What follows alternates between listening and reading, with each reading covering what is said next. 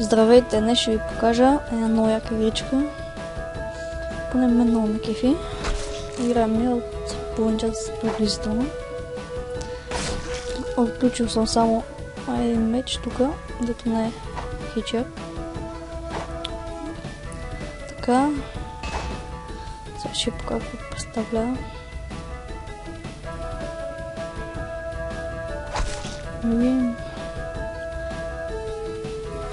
Имате различни видове гейм. Се пуснем на класик.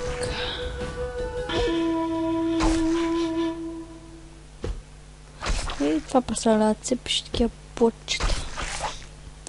И целта е да не целите бомби. Такива бомби да не ги целите. Защото ако ги оцелите на класик мод, гърмът и приключва се.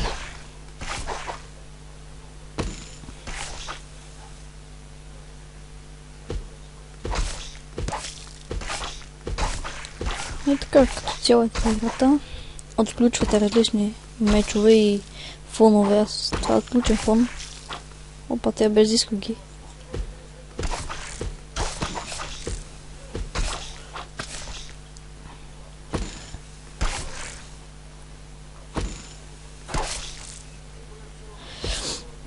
Ако ви харесва играта, пишете в коментарите. Опа, защо клипове.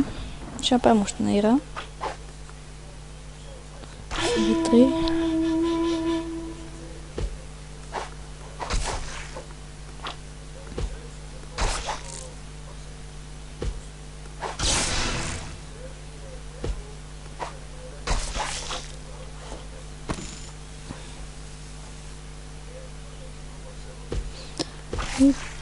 Играта според мен си е доста готина.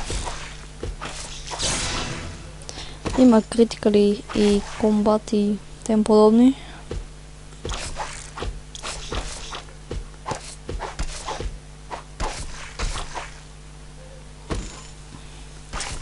Тук пише рекорда и колко точки има за сега. Се опитаме да подобрим моя дето, ама няма да стане.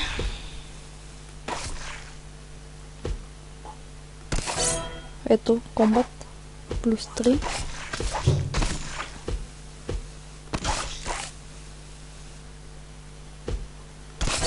Още един.